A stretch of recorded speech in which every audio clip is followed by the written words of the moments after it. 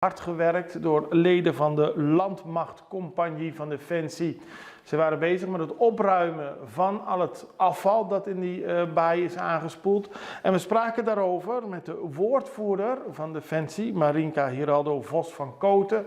Ook met Kunukuman, wel bekend, de man die bezig is met het schoonmaken van Curaçao. Wekelijks grote project heeft en nu werd ingeschakeld door Defensie om te helpen.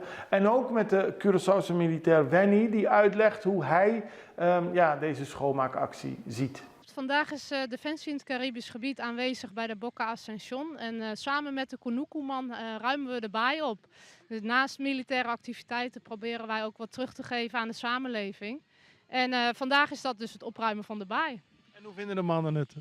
Ja, er ligt een hoop afval, maar er is al een groot verschil te zien. Er zijn al veel zakken gevuld. Ja, ze vinden het natuurlijk wel mooi om wat terug te kunnen doen. Want Curaçao is een mooi eiland en dat moeten we zo houden.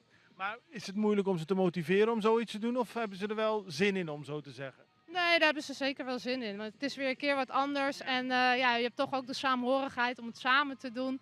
Ze zetten een mooi muziekje op. Ik hoor het op de achtergrond. En samen maken ze er wat moois van. En zo doe je toch wat terug en draag je je steentje bij. En waarom hebben jullie gekozen voor deze plek om schoon te maken? Want helaas zijn er wel meer plekken op Curaçao die een schoonmaak kunnen gebruiken. Ja, dat is een goede vraag.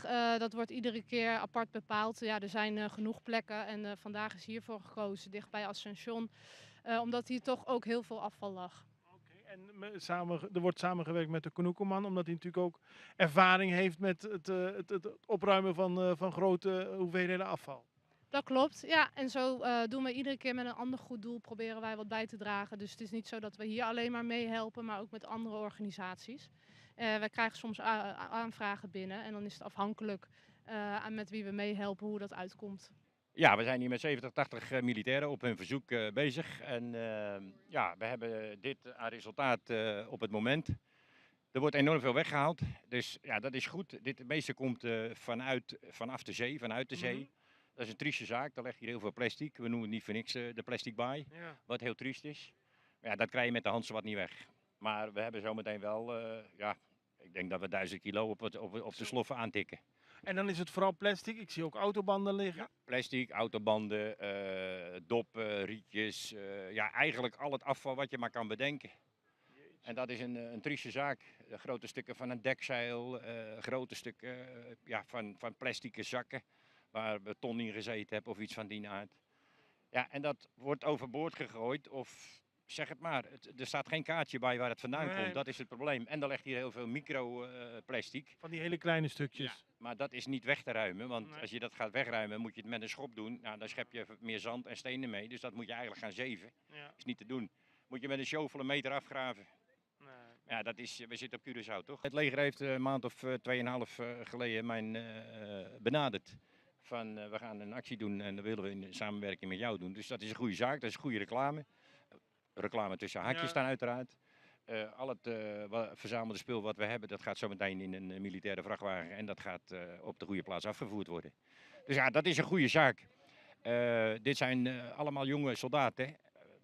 Die kunnen wel wat tillen. Nou ja, die kunnen wel wat tillen. Maar het is ook goed dat ze het doen. Ja. En ze lopen hier niet allemaal tegen er loopt er 1 of 2 die vinden het niet leuk. En de rest vindt het allemaal wel leuk. Ja. Dus educatief is het ook een opsteker. En daar moeten mensen ook zich bewust van worden. Ik bedoel, waarom moeten andere mensen jouw rotzooi opruimen? Ja, de volgende keer gooi je niet zomaar iets weg. Dat is wel de bedoeling. En dan is het eiland schoner. En dat is beter voor iedereen en alles. Dat is voor je toeristen beter. Dat is voor je eigen gezondheid beter. Voor je kinderen, et cetera, et cetera. Voor de dieren. De natuur uiteraard. Dus het is een win-win situatie. En in een vuile omgeving altijd maar moeten wonen is geen pretje. Nee. Ja, als je dat accepteert en je ziet het niet, want dat is het probleem vaak. Mensen, je ziet het pas als je het ziet, zijn nummer 14. En dat klopt. Zolang je het niet ziet, ja, dan erger je eigen er ook niet aan. Maar nu zien we het. Ja, dus chapeau voor het leger. Toppie. Ik denk dat het goed gaat. We zijn met een mannetje of 70 deze kant uitgekomen. En ja, zoals misschien wel bekend is en te zien is, maar er ligt enorm veel afval. Ja. Dus het is goed dat we ons even kunnen inzetten voor het eiland op die manier. Is het zwaar om te doen of niet? Ja, wat is zwaar? Nee, dat valt mee. Ja, het is warm, het is vandaag benauwd, maar we zijn wel gewend aan wat fysieke inspanning. Dus dit is goed te doen. Ben je verbaasd over de troep die er ligt? We weten dat de troep ligt, maar als je het zo van dichtbij ziet? Eigenlijk wel. eigenlijk wel. Kijk, Curaçao is een heel mooi eiland. Alleen ik denk dat het afval over het algemeen wel een bekend probleem is. En ja, persoonlijk vind ik dat er wat meer aan gedaan kan worden. En ja, wat ik zeg, het is een mooi eiland. We moeten het eiland gewoon schoon zien te houden. En dat moeten we met z'n allen doen. En wat ik vooral jammer vind, is dat het gros van het afval wat je hier tegenkomt, dat is gewoon afval van mensen wat ze weggegooid hebben. weggooien. Ja. En het is heel makkelijk, hè. Gooi je afval gewoon in een prullenbak en dan is er niks aan de hand. Maar Je bent zelf van Curaçao, daarom interviewen we jou ook. Is het dan extra vervelend om te zien dat er sommige plaatsen gewoon niet opgeruimd zijn? zeker. Ja, dat doet eigenlijk wel een beetje pijn. Want je hebt natuurlijk, ik heb zelf vertreden in Curaçao, mijn eiland, mooi eiland. En ik kom er graag naartoe. Alleen als je dit dan op deze manier ziet, dan ja, je zou bijna zeggen, men verwaarloost het eiland en dat is zonde. Ja.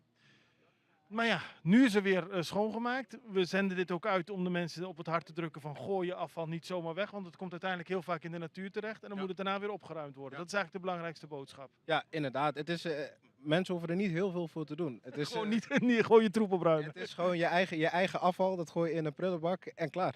Zo simpel kan het zijn. In totaal werd er 17.050 kilo afval verzameld. Dat is heel veel. Het afval is weer naar de landfill gebracht en daarmee is Boka Ascension nu een stuk schoner. Maar laten we hopen dat het ook daadwerkelijk zo blijft.